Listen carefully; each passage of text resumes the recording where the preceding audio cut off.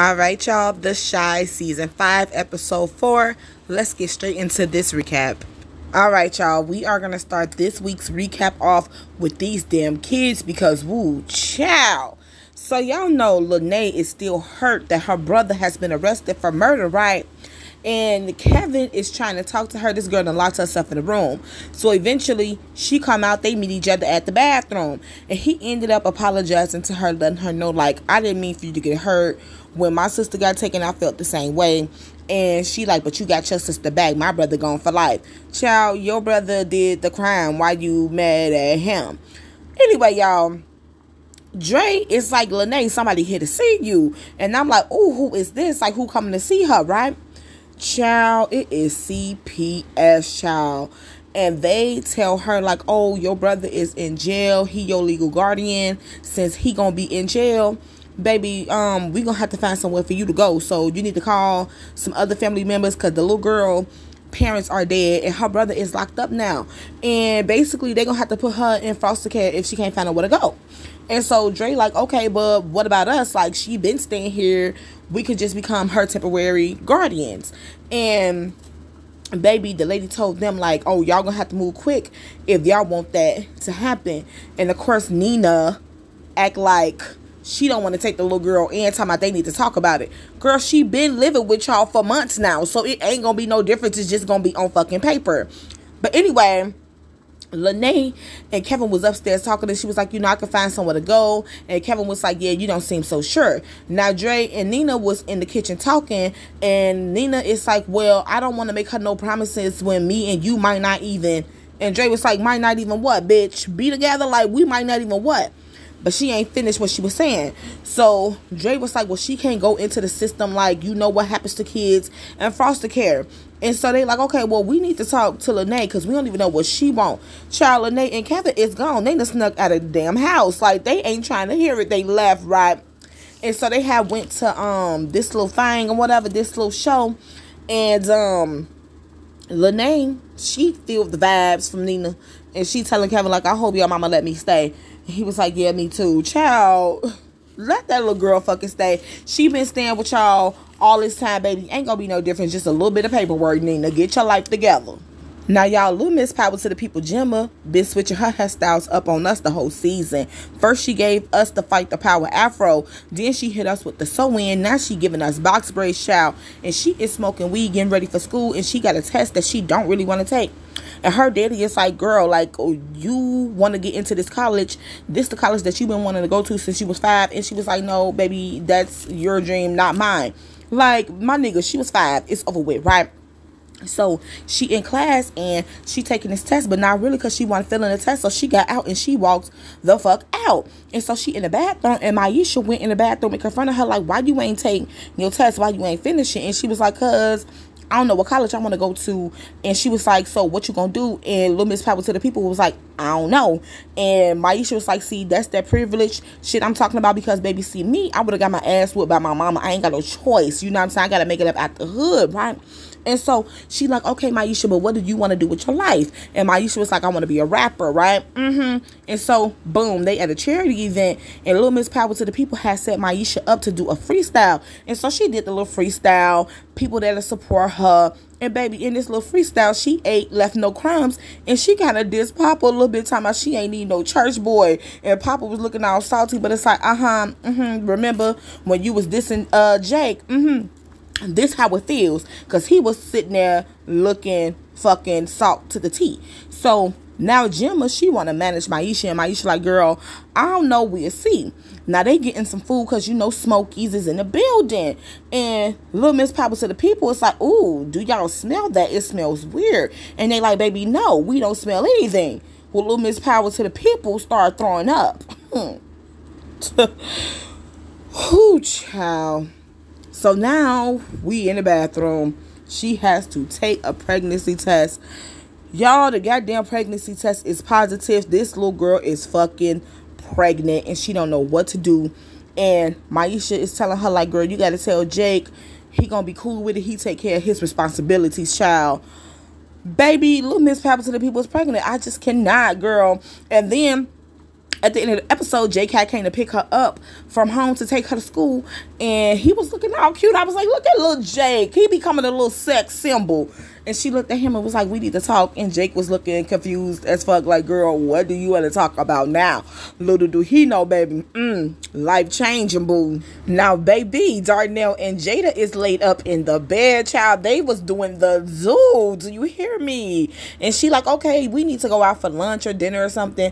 And he was like, nah, we could just chill and watch murder mysteries. And I'm like, ooh, you sound like my type of man, child, right? And so he like, you know, we too old to go out on a date, and she want to go out on a real date. And she was like, you know, I chose you, but that don't mean that you could just coast. Like, you got to step up if you want to keep me. And he said, baby, he finna put in his 2-week notice because this seemed like a full-time job. And I said, Darnell, baby, now you did all this to get her back, and this how you gonna act once you got her? See, I'm gonna need you to get it together because I was rooting for you. We were all rooting for you. But anyway, he went shopping, got her outfit, got her some jewelry, child, brought it back to the crib and told her to get ready because they got reservations, child. Took her to dinner and told her, like, look, baby, you right. I gotta earn your love. I ain't trying to lose you again. I already lost enough time. I said, you know what? A pimp named Slick Back, baby. He knows just what to say, when to say it, and how to say it, child. They had a nice little dinner. They was laughing. I love you. I loved you too. Was exchanged. Child, good for them. Now, Tracy is at Trinity House, right? And Duda came and brought her lunch. And she was like, what's going on? What's tea? Because, baby, you don't do this. And he told her that his wife, Rosalind, is back. And they need her help with the campaign, baby. And basically, she gonna be Tracy's co-director of the Community Center Rock. And Tracy like, oh, no, the fuck she's not. Like, I built that shit for my son. And Duda like, well, Rock can be the platform that Trig run on, and his wife, Rosalind, can raise clean money because, you know, they ain't got nothing but dirty money, baby. And Tracy was like, well, what if I say no? And he looked at her ass and said that she was going to be fired. And she was like, how the fuck you going to fire me? Because y'all know that's her shit. And he was like, well, you the one who asked me to clean Trig record, and I had to call her to do it, and it ain't free. This what she want in return, period. So Rosalind, she in the back room, and Tracy had went in there and was giving her the volunteer schedule, like, this what we do on this day and this day. And then she told the lady, like, this is my shit. I built this shit from the ground up, and if you fuck it up, I'm gonna kill you myself. I started this for my son. And Rosalind looked at her ass and said, oh, baby, you started this out of guilt because you the one who sent Ronnie to kill that boy that killed your son, but Ronnie killed the wrong boy. Baby, Tracy ass was speechless. I was like, oh, she know all the deets, child. You might want to leave her the fuck alone because Tracy, don't even go there. Now, Trig Mama Peaches, she moved into the Trinity House, and she said it's time she need to be on her own, and she's telling him not to worry, but of course he gonna worry because he her son and she an ex-addict. Mama Peaches, we gonna pray that you stay clean because we gonna need you to come through with the come through, okay? Now, his fake girlfriend, Tiara, she is at the Trinity House, and she want to blast the Trinity House like more people need to know about this. We need to put this on social media. And he like, I ain't really feeling that. Like, this is for the community. This is not for publicity. And Tracy agreed with Tiara, so he took the picture, posted it on social media. Now it's time for him and Shad to hit the streets to let the people know that he trying to run for city council. Baby, they not trying to hear shit he trying to say. They slamming the dough in this man's face. But he did get a couple people to talk to him. So he is hosting award night, and that's basically where the people let him know what they looking for, what they need, what he can do to help them. And he telling Shad like he feel like he found his calling with running for city council, and him and Tiara making a buzz on social media, but he don't want to be with the girl because she not his style. The only reason why he doing this because he don't want to let people down, which we already knew that. So now the night has come, and Tiara introducing him as the love of her life, child. So he give his little speech, and he want to hear from the people. And baby, they got questions. Yes, they do. So this lady Fatima asked him like, oh, this house was started by a transgender black woman, and you taking all the credit. And he was like, no, baby. This was started by Armani. She did her thing, and I was a co-founder. And now that she is gone, I'm doing whatever I can to keep these doors open. He ain't gonna never take credit for nothing that a black woman did. And he handled it real well. And he was like, yes, I'm gonna always give her flowers. And the bitch Fatima sat her ass down because I was like, girl, you thought you had one. He not one of those. So anyway, he run into the lady Fatima again at the little food table. He like, I appreciated your question. And she was like, no, you didn't, but you handled it well. And they sitting there flirting, right? And she tell him like, I'm the one who wrote the article about you running for city council. And she could see right through him and Tiara little faking ass. And she like, when did you and Armani break up? And he don't want to answer that question. And then Tiara come over and interrupt, talking about, oh, you got people to talk to. And Shy was looking at them like weird, like what the fuck y'all got going on? So he pulled Trick to the side, was like, how you gonna push up on another woman in front of all these people and in front of Tiara? And baby, get y'all a friend like Shy, because he told Trick, like, you know that these people gonna vote for you either way. Like, based off of the way they reacted to you tonight, you do not gotta be faking. Like, they don't care who you fucking on. Be real.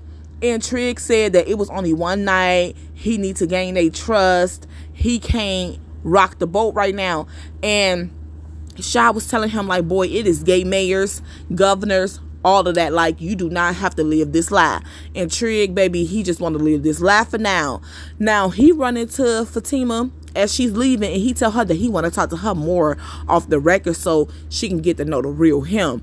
Now, baby, if y'all didn't know, now y'all know. Tiara, baby, he don't want you. Fatima, girl, he like you. And Fatima is a transgender.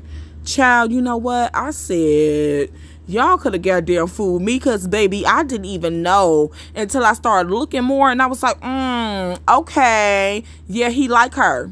He like her. And then it's like, boy, love who you want to love. Be happy about who you love. Ain't nobody judging you. It is 2022. We do not care.